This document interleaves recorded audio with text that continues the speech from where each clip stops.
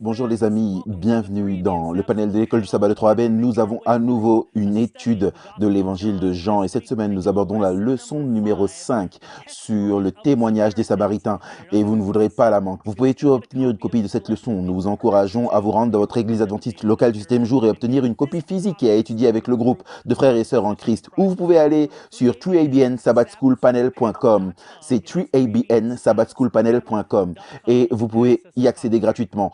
Alors, n'allez nulle part, nous sommes ravis, nous sommes excités et nous espérons que vous l'êtes également pour nous rejoindre dans cette nouvelle étude sur le panel de l'école du sabbat de 3ABN.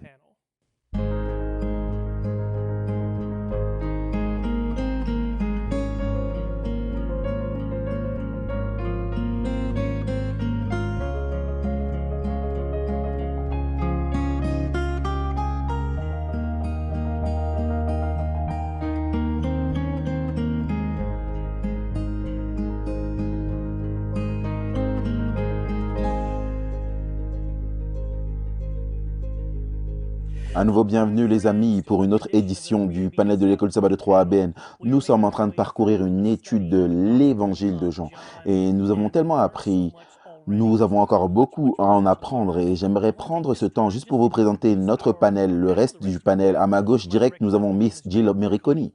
Merci Ryan. Lundi, nous regardons La femme au puits et à ta gauche, c'est Shelly Quinn. Et je suis content d'être là. La leçon de mardi, c'est « Donnez-moi de cette eau, monsieur ». Et bien sûr, à ta gauche, c'est le pasteur James Rafferty. C'est bon d'être ici, Ryan. Mercredi, c'est la révélation de Jésus. OK, et le dernier et non des moindres, nous avons le pasteur John Lindsay. Merci, j'ai la leçon de jeudi, un Messie différent. OK, donc le thème de cette semaine, c'est l'étude numéro 5, le témoignage des Samaritains. Et nous allons regarder comment dans l'évangile, non seulement cette femme au puits a été affectée de Samarie, mais comment cela s'est déroulé et a eu un impact si puissant à ce moment-là. Et donc, j'aimerais simplement vous rappeler que si vous voulez une copie de nos notes, chacun d'entre nous prenons des notes et on prend tous des notes différemment. Mais si vous voulez une copie de ces notes, que vous ne vous êtes pas encore inscrit, allez simplement sur wabnsabbatschoolpanel.com. Et là, tout en haut, il y aura un petit onglet sur lequel vous pouvez cliquer et vous pouvez remplir vos informations et les notes vous seront automatiquement envoyées chaque semaine. Et vous pourrez étudier avec nous et voir exactement et suivre pour voir où nous en sommes dans nos études. Et ça peut également vous aider si vous êtes enseignant de l'école du sabbat. À votre église, ça vous donner un peu plus de matériel pour lancer vos études et vous aider à les diriger. Mais avant de plonger la tête la première dans cette étude très passionnante de l'évangile adressé aux Samaritains, je vais demander au pasteur John Lindsay de bien prier pour nous. Allons vers le Seigneur dans la prière.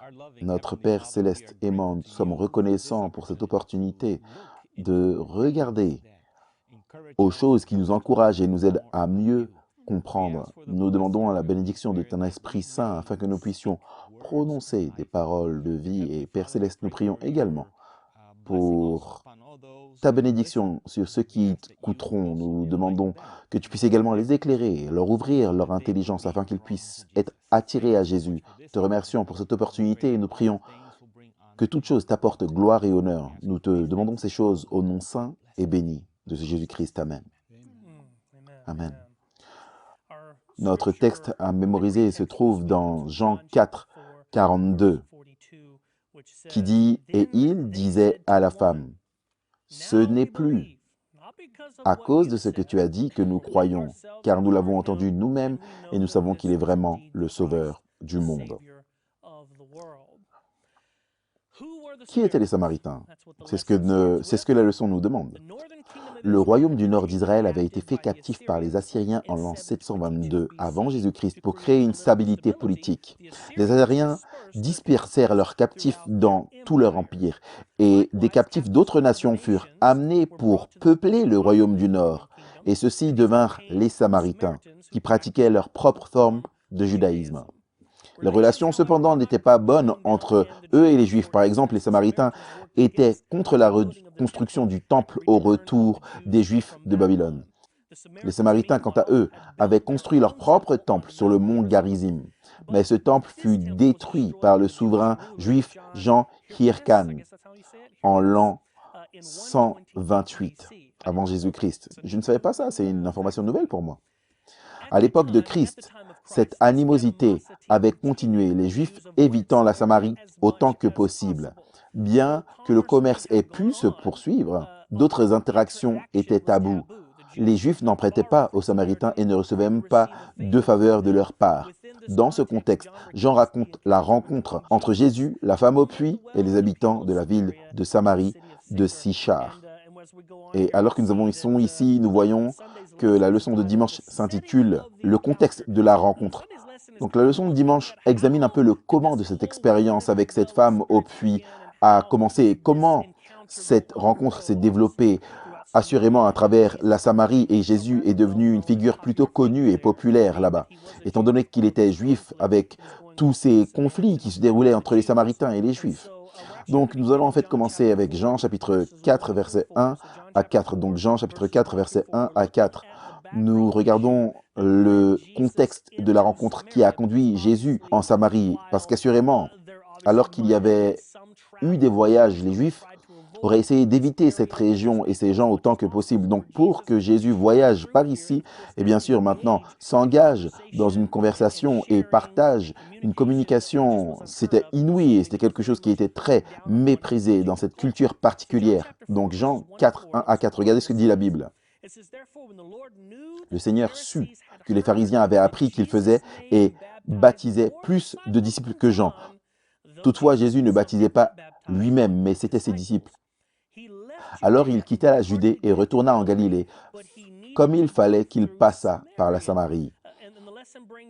Et la leçon fait ressortir que si un Juif à cette époque voulait aller en Galilée, plutôt que de passer par la Samarie, qu'ils essayaient d'éviter à tout prix, ils prenaient le long chemin. Mais ce n'est pas le chemin que Jésus a pris. Et bien sûr, la leçon fait également ressortir que les pharisiens ont découvert que les disciples de Jésus baptisaient plus de gens que ceux de Jean-Baptiste. Et bien sûr, cette situation aurait pu créer des tensions entre les disciples de Jean et Jésus. Et on a l'impression de cela lorsqu'on lit Jean chapitre 3, versets 25 à 30. Regardez le langage utilisé. Jean chapitre 3, versets 25 à 30. Il est dit « Or, il s'éleva de la part des disciples de Jean une dispute avec un juif touchant la purification. Ils vinrent trouver Jean et lui dirent « Rabbi, celui qui était avec toi au-delà du Jourdain et à qui tu as rendu témoignage, voici, il baptise et tous vont à lui. » Jean répondit « Un homme ne peut recevoir que ce qui lui a été donné du ciel. Vous-même m'êtes témoin de ce que j'ai dit, que je ne suis pas le Christ, mais j'ai été envoyé devant lui. Celui à qui appartient l'épouse, c'est l'époux, mais l'ami de l'époux qui se tient là et qui l'entend éprouve une grande joie à cause de la voix de l'époux.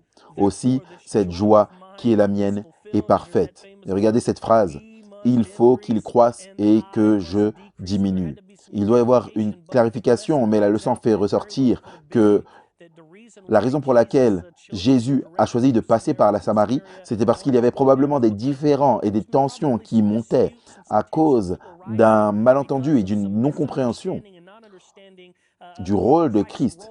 Pour le moment, Jésus devenait très populaire, il gagnait de plus en plus de gens et baptisait plus de gens que Jean, et maintenant il y avait pu y avoir des disputes, et donc pour éviter cela, Jésus entre maintenant en Samarie. Et bien sûr, il y a un plan depuis le début, et nous voyons comment ce plan se déroule, et nous allons voir qu'il se déroule là avec la femme. Puis nous allons passer à Jean chapitre 4 et lire les versets 5 à 9.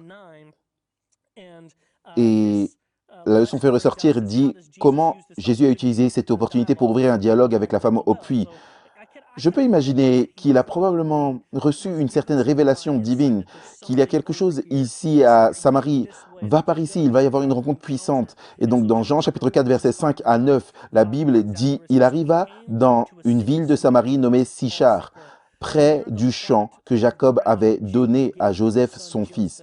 Là se trouvait le puits de Jacob. Jésus, fatigué du voyage, était assis au bord du puits. C'était environ la 6e heure. C'était environ midi. Une femme de Samarie vint puiser de l'eau. Jésus lui dit « Donne-moi à boire », car ses disciples étaient allés à la ville pour acheter des vivres. La femme, verset 9, samaritaine, lui dit « Comment toi, qui es juif, me demandes-tu à boire? À moi, qui suis une femme samaritaine ?»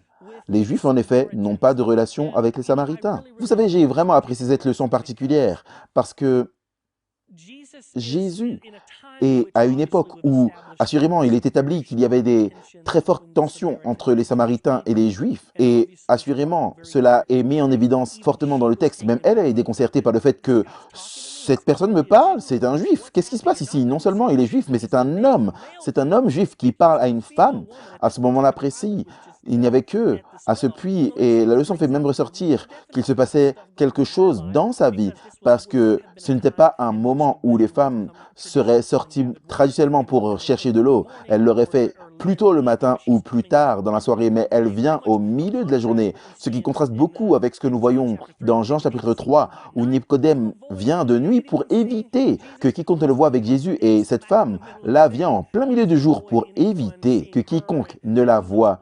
Et qui sait ce qui se passait là, mais maintenant, il y a cette rencontre divine entre elle et Christ, et elle reconnaît que ce n'est pas une bonne chose. Toi, tu me parles et tu me demandes de te donner de l'eau.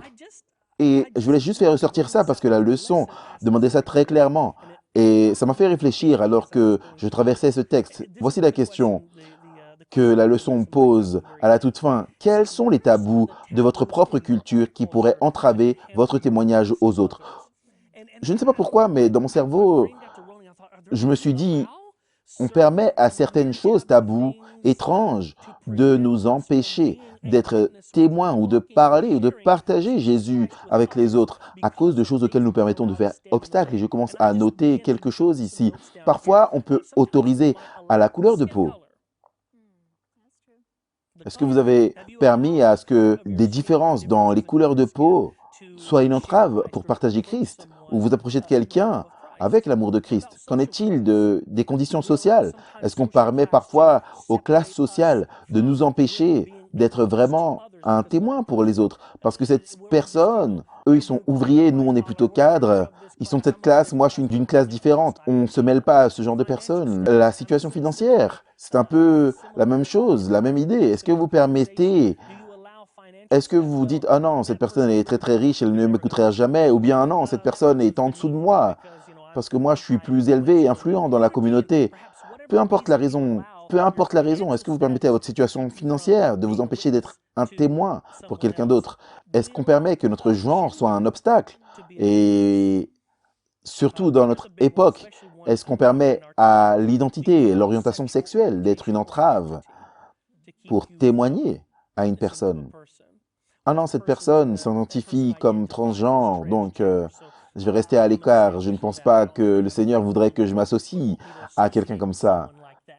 Je veux dire, encore une fois, c'était la même situation à laquelle faisaient face Jésus et les Juifs à leur époque avec les Samaritains, juste à cause de qui ils étaient, l'endroit où ils habitaient, l'histoire. À cette époque, il y avait de forts obstacles qui faisaient barrière. Qu'en est-il de la culture? Parfois, on ne comprend pas la culture de quelqu'un, ils sont d'une culture différente. On ne la comprend pas, donc on permet que ce soit un obstacle pour notre témoignage. Voici encore un autre, la philosophie ou le parti politique. Ah, ils sont plutôt démocrates, moi je suis républicain. Eux, ils sont socialistes, moi je suis plutôt de la droite. Est-ce que vous permettez à ce genre de choses de vous entraver? Ou bien l'orientation géographique, non, moi je viens d'ici, eux ils viennent de là, on ne parle pas à ce genre de personnes dans cette région, ou cette personne qui, ou ces gens, ou les gens de ce quartier-là. Il nous faut vraiment nous asseoir et nous poser ces questions difficiles. Permettons-nous à quelque chose de nous empêcher de partager Christ? Parce que c'était certainement le problème à l'époque de Jésus. J'aimerais simplement rappeler dans Matthieu chapitre 18, versets 10 à 14, où nous avons un témoignage puissant, où on voit que Jésus est prêt à laisser les 99 autres pour aller voir celle qui est perdue. Je vois un aperçu de cela ici, alors qu'on sur le point de parler de cette femme au puits. Jésus a quitté les 99 pour aller trouver celle qui était en besoin. Et la question demeure pour nous, sommes-nous prêts à quitter les 99, l'impopulaire, pour sortir et aller parmi ceux avec qui on n'a pas vraiment de lien dans le but de partager Jésus-Christ? Amen. Merci Ryan. Merci Ryan, c'est puissant. Cela me rappelle que souvent on témoigne à ceux qu'on aime, à ceux qui sont dans notre clique ou notre groupe. Dieu nous appelle à témoigner à tous. C'est puissant. Je suis Jill Morricone et lundi, nous regardons la femme au puits. Et je vais vous donner 5 clés pour témoigner que je vois dans cette section. Certains des versets seront les mêmes que ceux de Ryan et peut-être Shelly, mais j'espère qu'on va tirer quelque chose de la discussion de chacun ici ensemble. aujourd'hui. Avant de discuter de ces 5 clés du témoignage, j'aimerais parler de 2 barrières qui étaient entre Jésus et la femme. Maintenant, c'était des barrières qui devaient être surmontées ou brisées. Ryan a fait très clairement référence à la barrière entre les Juifs et les Samaritains. Ils étaient des ennemis acharnés, ils n'étaient même pas censés se parler. Alors, on pourrait dire que ça, c'est la première chose. Comment Jésus est-il censé surmonter cette barrière? Comment est-il censé parler à cette femme qui est une Samaritaine et elle ne l'aime pas et son groupe ne l'aime pas elle? L'autre barrière que je vois, et Ryan l'a également souligné, c'est que lui, c'est un homme et c'est une femme, elle. Alors, si vous regardez les Écritures dans l'Ancien Testament, les Écritures hébraïques, les femmes dans l'Ancien Testament, avaient un certain statut et privilège. On peut voir cela. Myriam conduisait les femmes dans l'adoration. Déborah a servi de juge et elle était aussi une épouse et une mère. Hulda était une prophète que le roi consultait. Dans Genèse 21, Dieu dit à Abraham d'écouter sa femme. Abigail a été reconnue pour sa capacité à gérer les tensions politiques et familiales. La femme sage de Tekoa a été envoyée pour convaincre David d'accepter son fils Absalom. Mais au moment où on arrive à l'époque de Jésus, le statut de la femme dans leur culture juive s'était désintégré, on pourrait dire. Certains érudits bibliques disent que c'était l'influence de la culture hellénistique, les Grecs, entrant dans cette culture. Peu importe la raison, à l'époque de Jésus, les chefs religieux traversaient la rue pour éviter contact avec une femme. Les hommes pieux priaient le matin et remerciaient Dieu de ne pas être nés femmes. Un simple contact avec une femme pouvait rendre un homme cérémonieusement impur. Les femmes n'étaient pas autorisées à témoigner devant un tribunal, ce qui les reléguait dans la catégorie des gentils ou des mineurs, des sourds, des indésirables. Les femmes étaient analphabètes. En fait, le Talmud dit que c'est une folie d'enseigner la Torah à vos filles. Alors, vous entrez dans cette société et puis vous voyez que Jésus est sur le point de parler à une femme. Jésus est sur le point de renverser, pour ainsi dire, toutes ces barrières culturelles. Comment êtes-vous censé briser ces barrières? C'est en fait ma première clé pour témoigner. Savoir comment briser les barrières. Il va y avoir des barrières, peu importe qui vous cherchez à toucher, il y a des barrières, qu'elles soient sociales, économiques. Brian a parlé de ces barrières auxquelles nous sommes confrontés aujourd'hui. Comment les briser? On est dans Jean 4, verset 7. Quand elle vient au puits, la femme de Samarie vient pour puiser de l'eau. Jésus lui dit « Donne-moi à boire ». J'aime cette citation de Jésus-Christ à la page 184. La haine entre les Juifs et les Samaritains a empêché la femme d'offrir une gentillesse à Jésus. Mais le Sauveur cherchait à trouver la clé de ce cœur. Et avec le tact né de l'amour divin, il a demandé, non pas offert une faveur. L'offre d'une faveur aurait pu être rejetée, mais la confiance éveille la confiance. Dans cette situation, Jésus savait que la clé pour ouvrir cette conversation était de demander une faveur. Et voilà pourquoi. Et c'est ce qu'il a fait. Il dit, donne-moi à boire. C'est important que nous comprenions quelles sont les différences entre nous et les autres avant de témoigner. Elles peuvent être religieuses, culturelles, ethniques, mais comprendre comment briser ces barrières, comment sommes-nous censés savoir cela? Seul le Seigneur Jésus. Demandez au Saint-Esprit la sagesse divine. Dieu sait ce dont l'autre personne a besoin. Dieu connaît la clé de leur cœur. Dieu sait comment ces barrières peuvent être brisées. Donc, avant de témoigner, demandez simplement à Dieu quelle est la clé dans cette situation. Comment ces barrières peuvent-elles être brisées? Numéro 2. Allez au-delà de la perspective terrestre. On est au verset 9. Jean 4, verset 9. La femme de Samarie dit, « Comment, toi, qui es juif, me demande à boire à moi, qui suis une femme samaritaine. » Les Juifs, en effet, n'ont pas de relation avec les Samaritains. Que dit Jésus? Il va au-delà de la perspective terrestre. Verset 10. Si tu connaissais le don de Dieu et qui est celui qui te dit « Donne-moi à boire », tu lui aurais toi-même demandé à boire et il t'aurait donné de l'eau vive. Vous savez, parfois, quand on témoigne, on reste juste dans le domaine des bavardages. Je ne sais pas comment le dire d'une autre façon, mais on reste juste à parler de la météo, des vêtements, du sport, des bavardages, des choses régulières, des platitudes. La femme samaritaine reste juste dans les platitudes. Pourquoi est-ce que tu me demandes à boire? Je suis une samaritaine, toi t'es un juif. Jésus dépasse cette perspective terrestre et il parle du don de Dieu. Si tu comprenais ce qui se passe vraiment, il essaye d'ouvrir sa vision spirituelle, pour ainsi dire. Il ne s'agit pas d'un verre d'eau, on parle de quelque chose de beaucoup plus profond. Numéro 3, ne nous engageons pas dans des controverses. Souvent, lorsqu'on cherche à témoigner, on dépasse les platitudes, on essaie de s'impliquer dans quelque chose de spirituel. Et imaginez qu'ils viennent à vous en disant « Eh bien moi je crois ça et ceci ». Et ensuite on commence à s'engager dans des controverses. Regardez ce que Jésus fait au verset 11. La femme lui dit « Seigneur, tu n'as rien pour puiser ». Elle parle toujours de ce qui est physique et lui parle de quelque chose de complètement différent. Et le puits est profond. D'où aurais-tu donc cette eau vive? Et elle cherche à entrer dans la controverse. Verset 12. Es-tu plus grand que notre père Jacob, qui nous a donné ce puits et qui a bu lui-même, ainsi que ses fils et ses troupeaux? Est-ce que tu sais à qui tu as affaire? Nous sommes enfants de Jacob. Nous ne sommes pas des parias ou des naufragés, mais Jésus ignore tout cela. Il ne s'engage même pas dans cette controverse et il pousse au cœur du problème. Numéro 4. Offrez quelque chose de meilleur. Je crois que dans le cœur de chaque homme et femme qui marche sur cette terre se trouve un vide de la taille de Dieu, un désir de quelque chose de différent, un désir de quelque chose de meilleur. Même les gens qui sont riches, même les gens qui semblent avoir leur vie parfaite ont besoin de Jésus. Offrez quelque chose de meilleur. Le verset 13, il offre de l'eau vive. Jésus lui répondit, « Quiconque boit de cette eau aura encore soif. » Ça, c'est le physique, c'est ce qu'elle pense. Il essaye de l'amener au spirituel. Voici quelque chose de meilleur, mais celui qui boira de l'eau que je lui donnerai n'aura plus jamais soif. Et l'eau que je lui donnerai deviendra en lui une source d'eau qui jaillira jusque dans la vie éternelle. Il lui dit, moi je t'offre le salut, moi je t'offre la vie éternelle. Veux-tu de cela? Offrez quelque chose de meilleur. Ça me rappelle Jérémie 2, verset 13.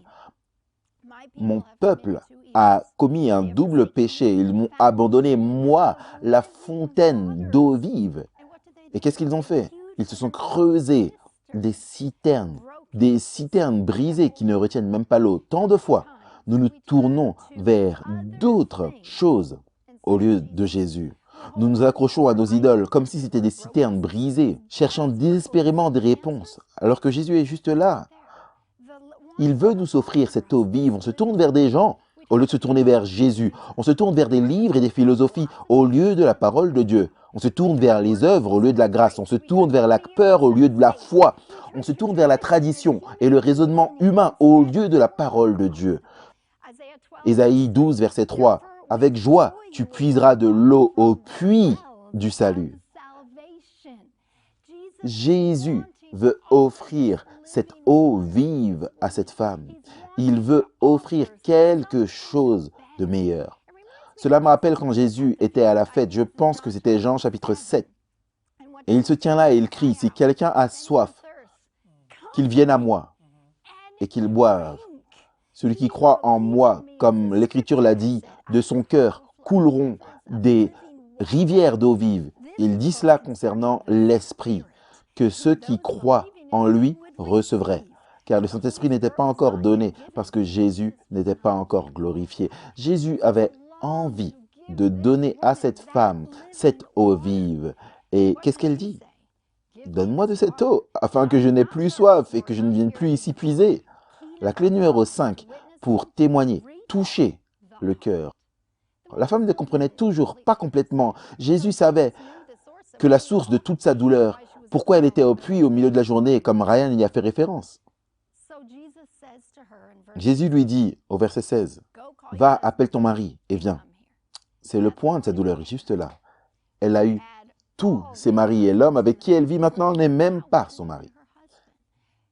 Elle a eu une vie de douleur et Jésus parvient à cela. Il réveille son désir pour cette eau vive. Puis, il atteint ce point de douleur. C'est là que se trouve ton plus grand besoin. Atteignez les cœurs lorsque vous témoignez. Amen. Merci, Jill. Comme vous pouvez le voir, il y a beaucoup de choses qui restent à apprendre et on a tellement appris jusque-là. On va faire une courte pause et nous reviendrons dans un instant. À nouveau, bienvenue les amis au panel de l'école du sabbat de 3ABN. Nous sommes à la leçon numéro 5 sur le témoignage des Samaritains et nous allons passer la parole à Miss Shelley Quinn pour la leçon de mardi.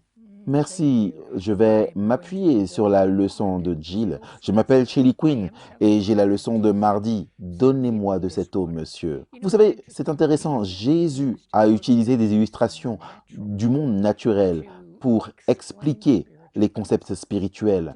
À Nicodème, il dit qu'il doit naître de nouveau. Et bien sûr, il parle de la renaissance, la nouvelle création en Christ. Et à la femme, il dit, je vais te donner de cette eau vive. Et Nicodème et la femme le prennent mal. Je veux dire, ils prennent ces paroles au pied de la lettre sans compréhension spirituelle. Je vais revenir à Jean chapitre 4, verset 10, mais laissez-moi dire cela juste pour un instant. On ne peut pas juger cette pauvre femme qui a eu 5 maris, 5 divorces. Au cours du mariage, un homme pouvait dire, tu as brûlé les toasts, j'en ai marre de toi, je te divorce. Et c'était fait. Les femmes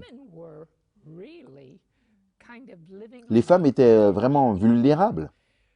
Alors, voici elle a eu 5 maris. Elle vit maintenant dans le péché avec un homme, 6 hommes.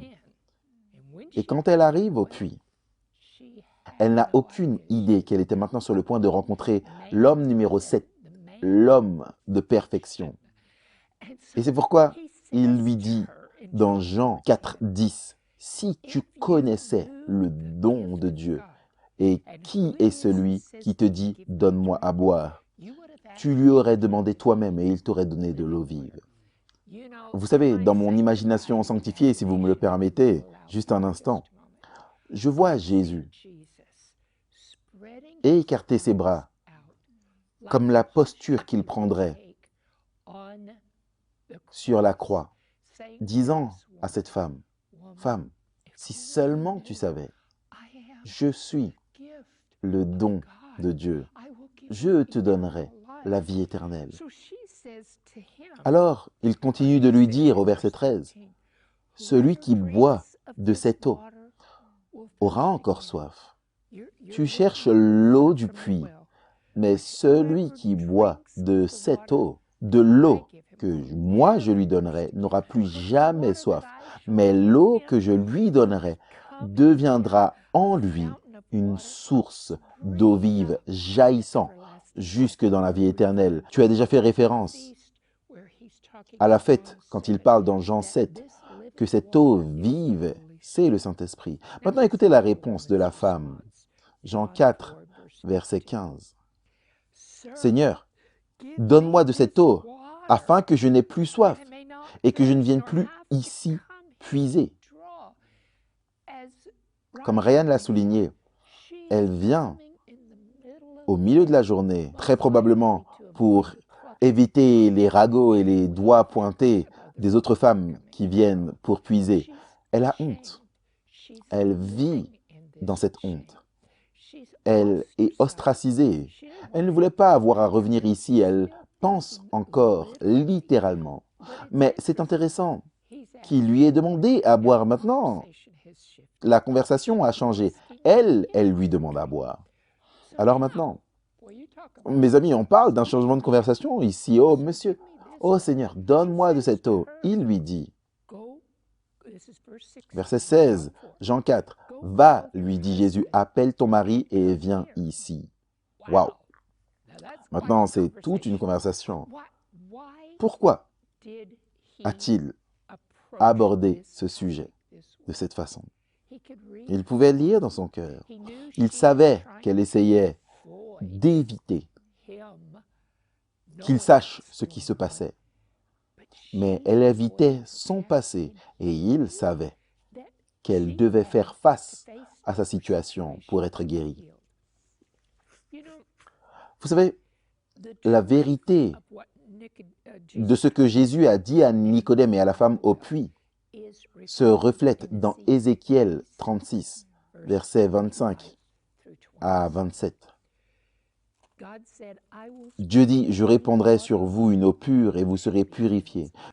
Je vous purifierai. » Ça, c'est le langage de l'alliance. Ça, c'est une promesse de l'alliance. Je vous purifierai de toutes vos souillures et de toutes vos idoles. Je vous donnerai à nouveau une promesse de l'alliance. un nouveau cœur et mettrai en vous un esprit nouveau. J'ôterai, promesse de l'alliance, de votre corps le cœur de pierre et je vous donnerai un cœur de chair. Je mettrai mon esprit en vous et je ferai en sorte que vous suiviez mes ordonnances et que vous observiez et pratiquiez mes lois. Je vous purifierai. C'est une purification spirituelle du péché. Nous savons que 1 Jean 5, 17 dit que toute injustice est un péché et l'homme ne peut pas se rendre juste. Alors, que faisons-nous? 1 Jean 1, 9.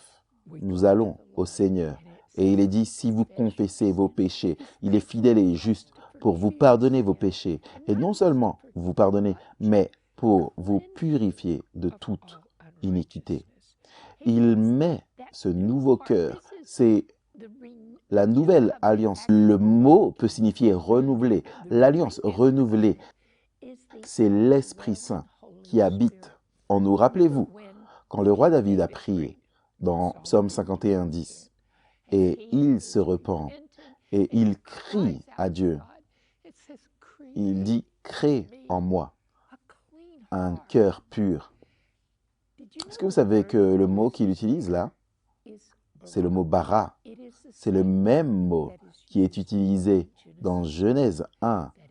Au commencement, Dieu créa les cieux et la terre. Bara, c'est le mot qui n'est utilisé que pour Dieu. Ça signifie créer quelque chose à partir de rien. Seul Dieu peut créer un cœur nouveau en vous. Seul Dieu peut créer quelque chose à partir de rien. Bara, en moi, un cœur pur, ô Dieu. Et ce que j'aime chez le Seigneur, c'est que, quelle est sa nature? Dieu est amour, Dieu est lumière, c'est sa justice. Mais quand il crée en nous un cœur nouveau, Romains 5,5 dit qu'il déverse son amour dans nos cœurs par la puissance du Saint-Esprit. Vous voyez, nous ne pouvons même pas garder les 2 commandements les plus importants, Marc 12, 30 et 31. Que nous aimerons le Seigneur de tout notre cœur, notre âme, notre pensée, notre force, esprit, et que nous nous aimerons les uns les autres comme nous-mêmes. Je ne peux pas faire ça dans ma chair. Je ne peux même pas aimer le Seigneur comme il veut que je l'aime. L'amour est un don, c'est un fruit de l'esprit. Donc quand Dieu déverse son esprit en moi, il crée en moi la capacité de faire ce qu'il me demande. Vous savez, la nouvelle alliance, certaines personnes pensent que les 10 commandements ont été abolis. Non, ils ne l'ont pas été. Les 10 commandements sont la limite d'amour de Dieu qui montre ce qu'il mérite en tant que notre souverain créateur, ses droits. Il s'agit de la charte des droits pour son gouvernement d'amour. Et elle montre les droits de Dieu en tant que notre créateur de l'alliance et les droits que nous nous devons les uns aux autres. Mais dans la nouvelle alliance, ce sont des frontières d'amour. Écoutez cela. En fait, Jérémie 31, 31 à 34 parle de cela. Puis l'auteur des Hébreux, que nous croyons être Paul, répète cela dans le Nouveau Testament. Hébreux 8, 7 à 13. Il dit, en effet, si la première alliance, et première ici signifie ancienne, si l'ancienne alliance, il fait référence au livre de l'alliance, au livre de la loi civile, pratiques cérémonielles, sociales, religieuses, avec leurs jours de fête, leur sabbat annuel. Il dit, si cela avait été sans défaut, il n'y aurait pas été question de la remplacer par une seconde. Car verset 8, Hébreux 8, 8, car c'est avec l'expression d'un blâme que le Seigneur dit à Israël, voici les jours viennent, dit le Seigneur, où je ferai avec la maison d'Israël et la maison de Juda une alliance nouvelle, renouvelée, non pas comme l'alliance que j'ai traitée avec leur père le jour où je les saisis par la main pour les faire sortir du pays d'Égypte, car ils n'ont pas persévéré dans mon alliance. Voici l'alliance que je ferai avec la maison d'Israël. Je mettrai mes lois dans leur esprit, je les écrirai dans leur cœur. Ici, il fait référence aux 10 commandements, la loi d'amour, qui est sa charte des droits. Et cela ne peut arriver que lorsque nous marchons dans une obéissance motivée par l'amour, par l'eau vive que Dieu verse en nous. Amen, amen. J'aime cet accent sur la nouvelle alliance. Nous sommes dans la leçon de mercredi. Moi, c'est James Averti et j'ai la leçon intitulée La révélation de Jésus. Et c'est ce que nous voyons ici dans cette rencontre avec la femme samaritaine. Nous voyons la révélation de Jésus. Vous savez, il y a un verset dans la Bible, Colossiens chapitre 4, verset 6. Et cela identifie en quelque sorte comment nous devons approcher les gens alors que nous témoignons. Jill a partagé certains principes que nous pouvons utiliser de cette histoire et Jésus s'engage avec tous ces principes et plus. Colossiens 4, verset 6 dit que votre parole, et ce mot parole signifie ici votre conduite, la façon dont vous vous comportez, que votre parole, la façon dont vous vous comportez soit toujours accompagnée de grâce, assaisonnée de sel. Donc vous avez la grâce comme le plat principal, puis vous avez le sel, l'assaisonnement. On ne sépare pas les deux. On voit cela dans Jean chapitre 1, verset 14. On a parlé de la façon dont Jésus a été rempli de grâce et de vérité. Et combien de fois ceux-ci sont séparés dans la façon dont on témoigne. Oh, tout est une question de vérité ou tout est une question de grâce.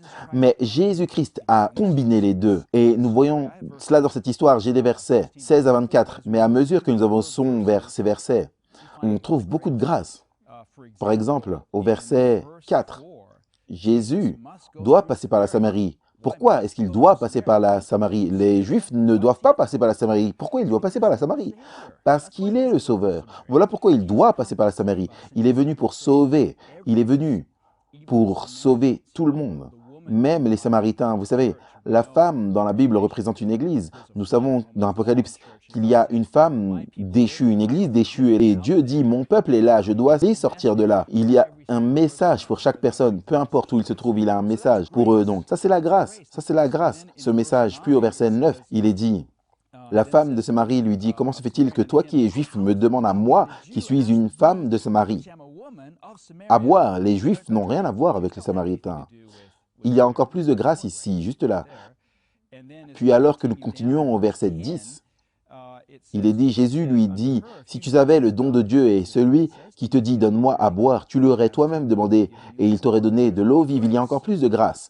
Et puis au verset 14, celui qui boit de l'eau que je lui donnerai n'aura plus jamais soif. Il sera une source d'eau vive jaillissant jusque dans l'éternité. Grâce, grâce, grâce, grâce. Puis nous arrivons à notre verset 16. Jésus lui dit, va, appelle ton mari et reviens ici. Et la femme répondit et dit, je n'ai pas de mari. Jésus savait cela. Il savait cela avant de poser la question. Il savait. Mais il essayait d'atteindre ce point sensible, cette douleur qui était profondément ancrée dans son cœur. Cette douleur devenait une racine d'amertume qui allait tout souiller. Donc il voulait l'atteindre pour la guérir. Et ainsi il lui dit la vérité. C'est vrai que c'est vrai. Oui, tu as bien dit. Tu n'as pas de mari. Tu as eu 5 maris et celui que tu as maintenant n'est pas ton mari. En cela, tu as bien dit. J'aime la façon dont Christ approche cela. Tu dis la vérité. Je suis d'accord avec toi. Je suis d'accord avec toi. Laisse-moi affirmer ce que tu viens de dire. Laisse-moi affirmer cela. Que tu dis la vérité. Et bien sûr, elle répond, elle dit, Seigneur, je vois que tu es prophète. C'est génial que tu aies bien compris. C'est un prophète, mais c'est plus qu'un prophète. Et bien sûr, elle va détourner la conversation de ce domaine sensible. Nos pères ont adoré sur cette montagne et vous vous dites que le lieu où il faut adorer est à Jérusalem. Jésus lui dit, femme, crois-moi, l'heure vient où ce ne sera ni sur cette montagne, ni à Jérusalem que vous adorerez le Père. Vous adorez ce que vous ne connaissez pas. Grâce ou vérité? Ça, c'est la vérité. Vous ne savez pas ce que vous adorez. Nous ne pouvons pas laisser le sel hors de la grâce. Colossiens 4, verset 6, que votre parole soit toujours accompagnée de grâce, assaisonnée de sel. On ne peut pas laisser le sel de côté. Les gens ont besoin de sel, les gens ont besoin de vérité, les gens ont besoin de savoir la vérité sur l'adoration, sur Dieu. Ils ont besoin de connaître la vérité de là où ils en sont, de leur situation, et que Jésus est capable de partager même avec les personnes les plus blessées. Il est capable de partager avec eux la réalité. Je veux dire, cette femme retourne en courant vers le village samaritain après tout ce qu'elle a dit. Elle dit, venez rencontrer un homme qui m'a dit tout ce que j'ai fait de mal. Est-ce que c'est le Messie? Quelle révélation étonnante que Christ nous donne ici. Comment Comment parler aux gens d'une manière qui ne les offensera pas nécessairement, du moins les gens qui sont dans cette situation de douleur, mais qui leur permettrait d'être à l'aise pour déclarer leur échec passé, parce qu'ils ont de l'espoir. Parce que Jésus a dirigé cette femme vers l'espoir.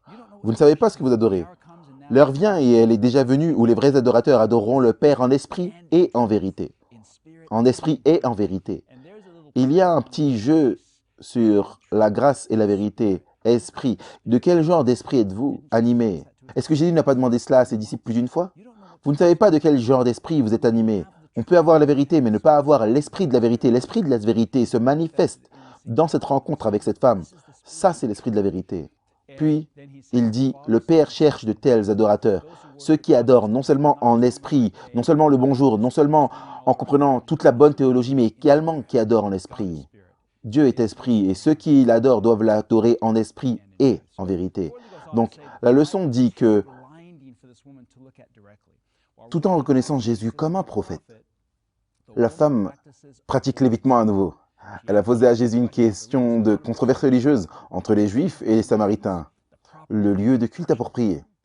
En réponse, Jésus a souligné que les Samaritains ne savent pas ce qu'ils adorent.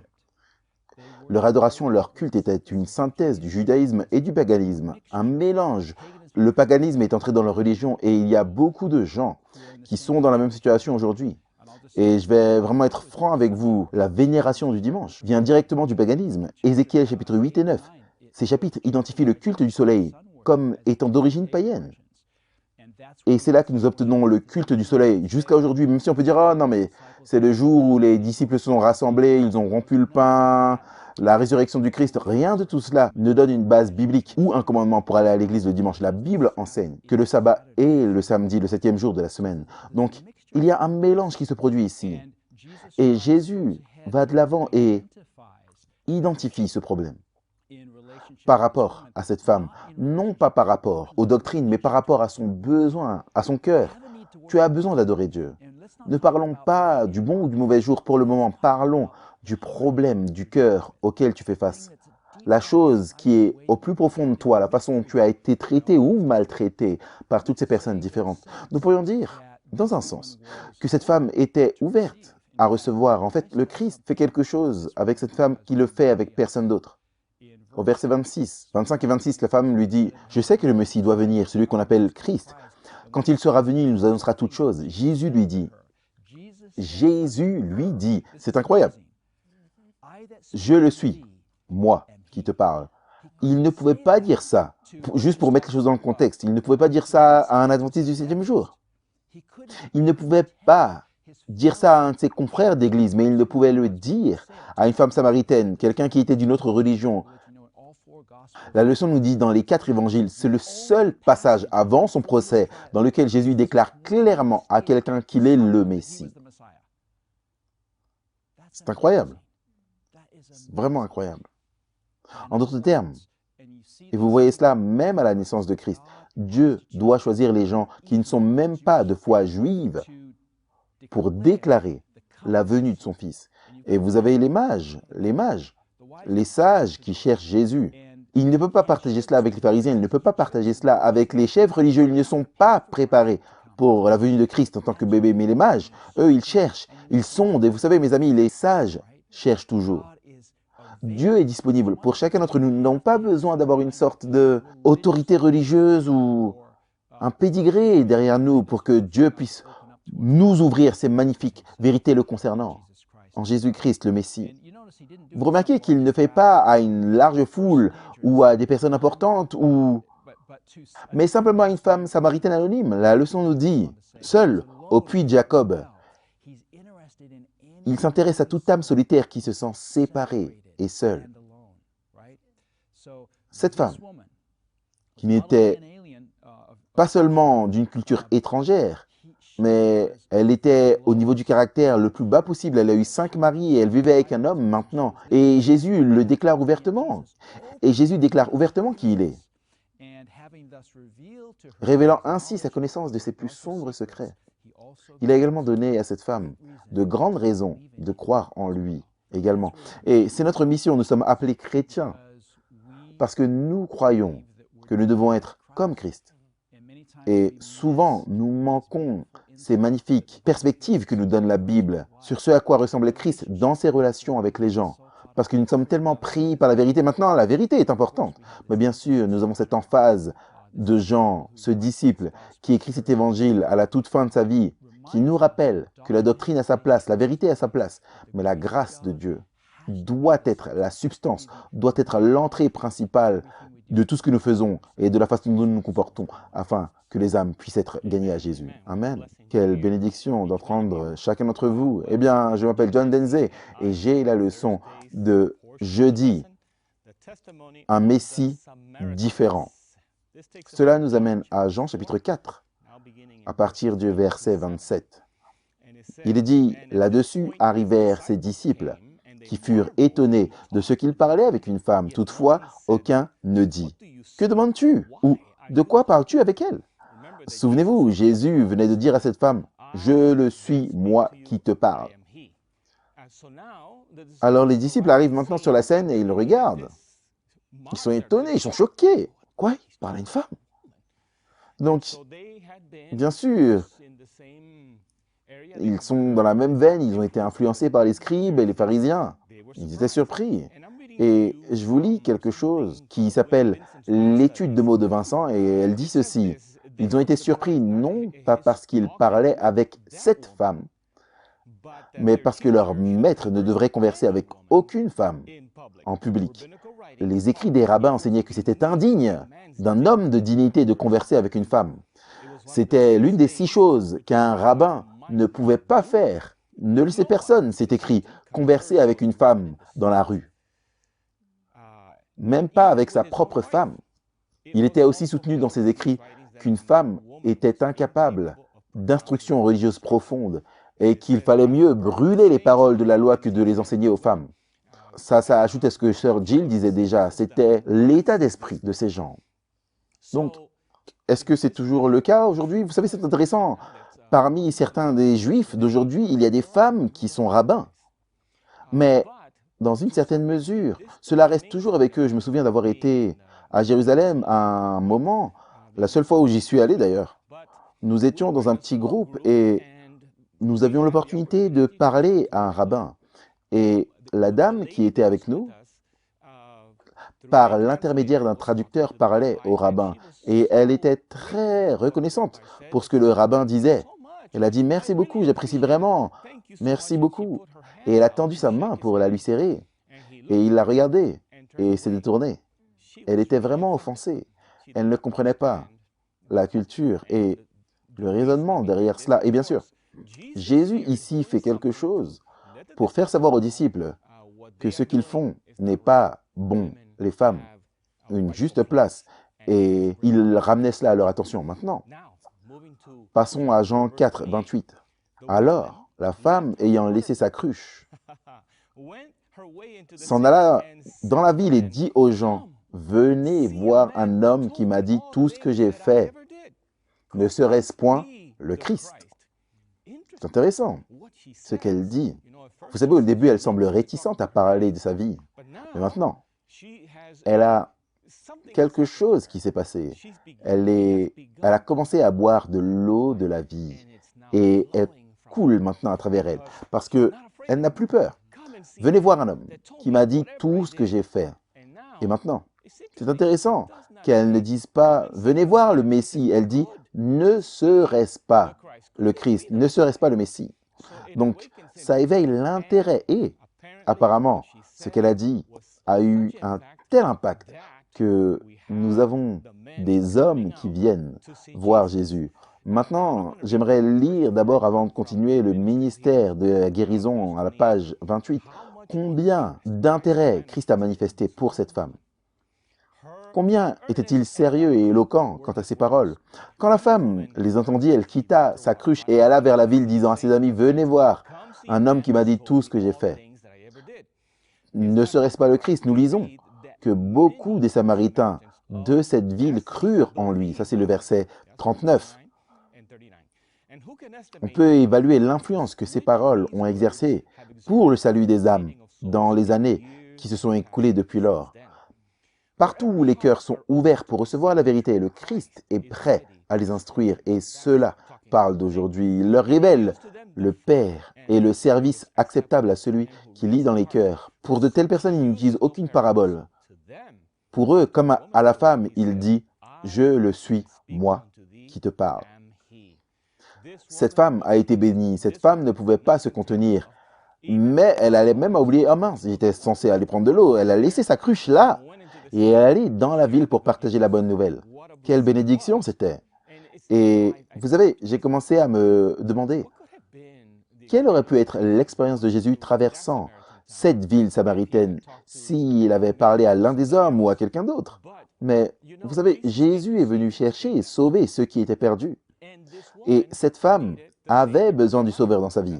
Non seulement cela, Jésus savait que cette femme, peut-être contrairement à aucune autre, répandrait le mot. Et quel message elle avait à partager, sa vie a été transformée. Jean 4, 30. Ils sortirent de la ville et ils vinrent vers lui. Pendant ce temps, les disciples le pressaient, disant « Rabbi, mange !» Mais il leur dit « J'ai à manger, une nourriture que vous ne connaissez pas. » Bien sûr, il leur parle de manière spirituelle et les disciples ne comprennent pas. Les disciples se disaient donc l'un à l'autre « Quelqu'un lui aurait-il apporté à manger ?» Jésus leur dit « Ma nourriture est de faire la volonté de celui qui m'a envoyé d'accomplir son œuvre. » C'est ça qui apporte la satisfaction à Jésus. Oubliant même ses besoins physiques, Jésus était satisfait de faire en faisant ce qu'il avait à faire. Jean 4, 35. Jésus va dans une direction différente. Regardez, ne dites-vous pas qu'il y a encore 4 mois jusqu'à la moisson? Voici, je vous le dis, levez les yeux et regardez les champs qui déjà blanchissent pour la moisson. Et je vous le dis, je fais une pause ici, c'était le cas au temps de Jésus, les champs étaient prêts pour la moisson. Et aujourd'hui, les champs sont prêts pour la moisson ou doivent déjà être moissonnés. Où sont les ouvriers? Où sont les ouvriers? Ils ont besoin d'aller comme cette femme, dans la ville, et dire aux gens de venir à Jésus. Verset 36. Celui qui moissonne reçoit un salaire. Il en est de même aujourd'hui qu'alors, et amasse des fruits pour la vie éternelle, afin que celui qui sème et celui qui moissonne se réjouissent ensemble. Il y a une œuvre qui a été faite, mais une plus grande œuvre reste encore à faire. Rejoignez Jésus dans cette œuvre, à travers lui, du moins à travers vous. Jésus cherche encore à sauver ceux qui étaient perdus. Regardez le verset 37. « Car en ceci, ce qu'on dit est vrai. Autre est celui qui sème et autre est celui qui moissonne. Je vous ai envoyé moissonner ce que vous n'avez pas travaillé. D'autres ont travaillé et vous êtes entrés dans leur travail. » Il nous faut entrer dans le travail d'autres. Les graines sont plantées à tout moment. Tu es bien. C'est 24 heures sur 24. Diffuse l'évangile éternel. Des graines sont plantées. Nous devons les récolter par la grâce du Seigneur. Maintenant, je vous lis depuis la leçon. Il semble étrange que le récit de Jésus au sujet de la moisson interrompt l'histoire de la conversion de nombreux habitants de la ville. Mais Jean veut nous faire voir comment Jésus avait compris ce qui se passait. Partager le plan du salut avec une Samaritaine avait beaucoup plus d'importance pour lui que de manger. Son but était de conduire les âmes au salut. Et il avait profité de cette occasion pour enseigner à ses disciples l'urgence de partager l'évangile avec tout le monde, même avec ceux qui ne sont pas comme eux. Donc, nous devons saisir et réaliser l'urgence d'apporter l'évangile à tout le monde. Jean 4, 39. Et plusieurs des Samaritains de cette ville crurent en Jésus à cause de cette déclaration formelle de la femme. Il m'a dit tout ce que j'ai fait. Et alors, s'il vous plaît, écoutez la voix de Jésus.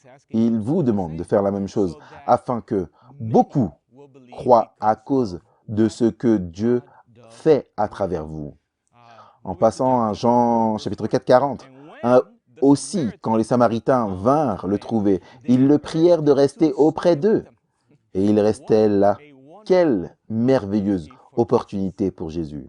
Ils l'exhortèrent à rester. Qu'est-ce que Jésus devrait faire? Ce sont des Samaritains. Des Samaritains. Mais Jésus est resté là 2 jours. Et les disciples, assurément, ont été choqués. Regardez verset 41. Et un beaucoup plus grand nombre crurent à cause de sa parole.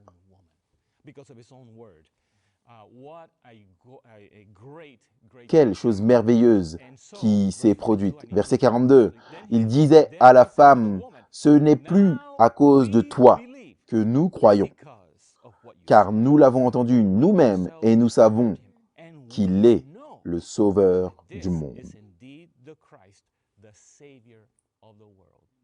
Quel témoignage! Et c'était de grandes paroles pour que Jésus entende ça. Parce que vous savez, nous lisons dans Jean chapitre 1, il est venu vers les siens et les siens ne l'ont pas reçu. Mais ça, c'était de la musique pour les oreilles de Jésus. Amen. Merci, Pasteur Denzel. Ok, nous allons revenir à chaque membre du panel et pour quelques réflexions finales. Merci, Ryan. Quelle leçon incroyable. Alors que je viens de me rappeler de cela, lorsque nous témoignons aux autres, ces gens deviennent des témoins à leur tour. Et cet effet ricochet continue. Quelle énorme différence quand vous témoignez à une seule personne. Amen. Ce qui me frappe chez cette femme samaritaine, c'est qu'elle était l'évangéliste la plus improbable du monde. Mais elle a ouvert les portes pour que Jésus reste 2 jours là-bas. Et vous savez quoi? Il n'a fait aucun miracle là-bas. Ces gens l'ont cru à cause de la combinaison de la grâce et de la vérité. Amen, amen. Vous savez, la femme au puits, c'est vous. Vous n'êtes pas mis de côté à cause de votre histoire. Le Messie vient à vous. Le Christ s'intéresse à vous. Et Jésus sait tout ce que vous avez fait de mauvais, toutes les erreurs. Et pourtant, il veut vous donner de l'eau vive. Étanchez votre soif de relations vides pour que vous n'ayez plus jamais soif. Si ce n'est de Jésus-Christ, acceptez Jésus-Christ et cette offre qu'il a pour vous. Et votre vie ne sera plus jamais la même. Amen, amen. Vous savez, ils disent que on peut compter combien de graines il y a dans une pomme, mais on ne peut pas compter de fruits de ces arbres il y a dans cette graine. Donc je vous encourage à planter des graines pour Jésus-Christ. Amen.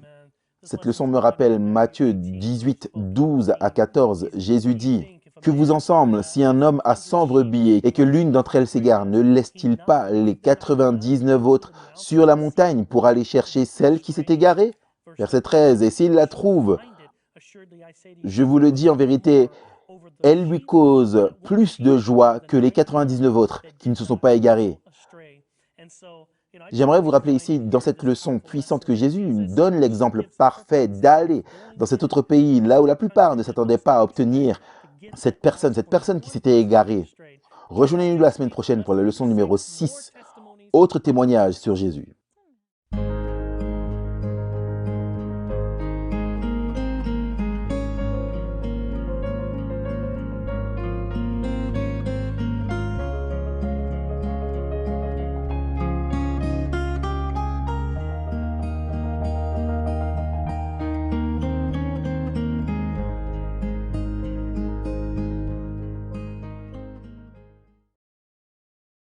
Bonjour les amis, bienvenue dans le panel de l'école du sabbat de 3ABN. Nous avons à nouveau une étude de l'évangile de Jean et cette semaine nous abordons la leçon numéro 5 sur le témoignage des Samaritains et vous ne voudrez pas la manquer. Vous pouvez toujours obtenir une copie de cette leçon. Nous vous encourageons à vous rendre dans votre église adventiste locale du 7e jour et obtenir une copie physique et à étudier avec le groupe de frères et sœurs en Christ. Ou vous pouvez aller sur 3abnsabbatschoolpanel.com. C'est 3abnsabbatschoolpanel.com et vous pouvez y accéder gratuitement. Alors, n'allez nulle part, nous sommes ravis, nous sommes excités et nous espérons que vous l'êtes également pour nous rejoindre dans cette nouvelle étude sur le panel de l'école du sabbat de 3ABN.